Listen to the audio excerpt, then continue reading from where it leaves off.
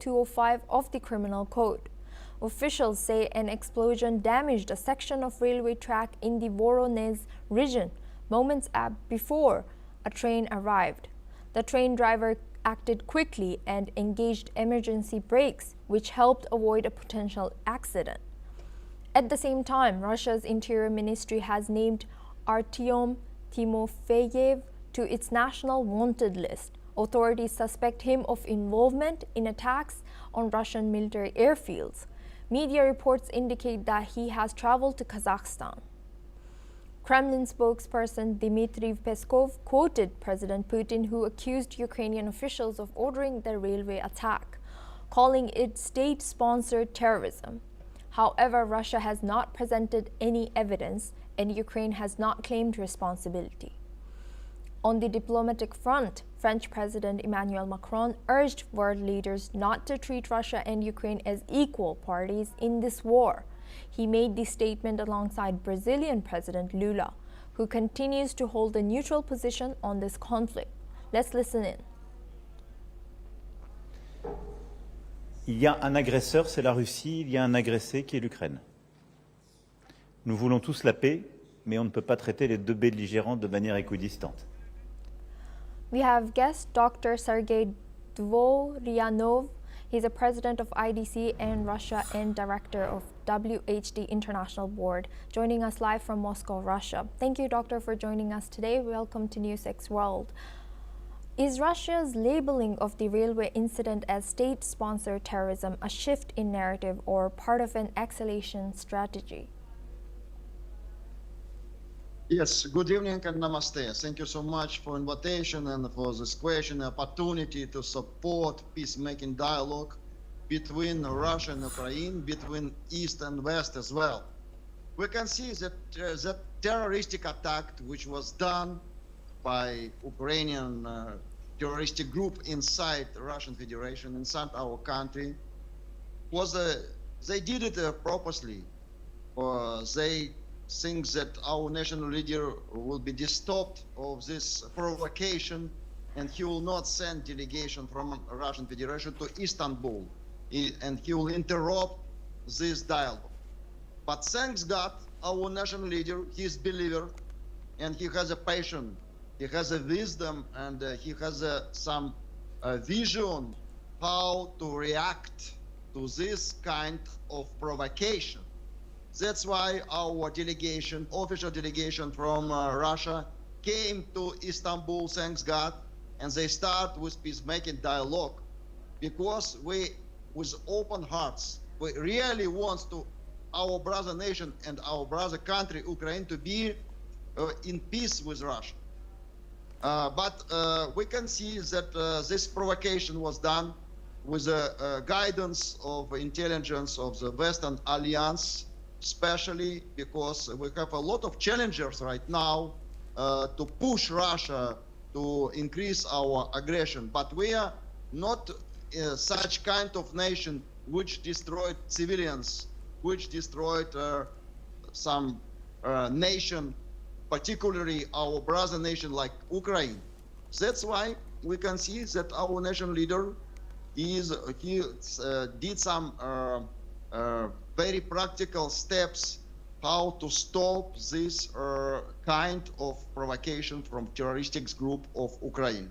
And I'm very optimistically can see that we will continue our peacemaking dialogue, and we will complete mission of special operation, and we will remove all Nazi movement in 21st century. We will make it a very healthy consciousness inside Ukraine.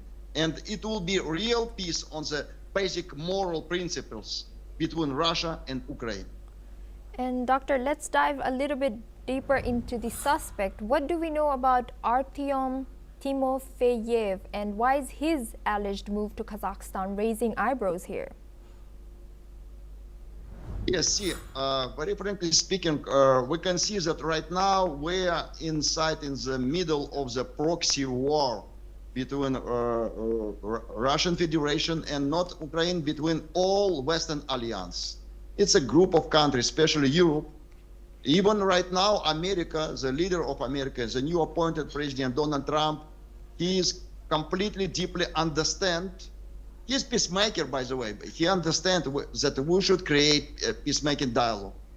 But unfortunately, Western leaders, European leaders, they're blind, completely blind. They won't push Ukraine to the conflict. And all this conflict was very well organized during last 20 years.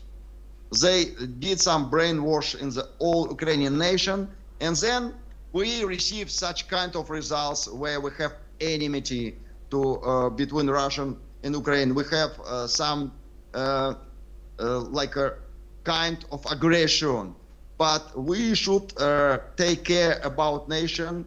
We should continue this peacemaking dialogue. It's only one way in the 21st century, only one real way how to create peace in this particular land. And Doctor, could this incident be used to justify new military or security measures inside of Russia, looking at the past events recently? Justify? Of course, you see, all steps. You saw that our national leader did this incident. During 3 days, he kept silence and he did his own research, what happened. And right now, we completely understand that it was done by Ukrainian side, inside the Russian Federation, like a terroristic activity. Even Mr. Zelensky, he confirmed that they created during the last 1.5 years, they was involved to prepare such kind of terroristic attack. But it's nothing related to justified. We always support justice. That is in our blood, in our history. We always support some small nation. We always support India, by the way. You look to the history when everybody was out of between conflict, Pakistan and India. All Western countries, they support Pakistan, and USSR support India. We have a lot of similarity between our nations. We are very emotional. We are believers. We are two nations believers, Russia and India as well. That's why we always do properly with the moral principles.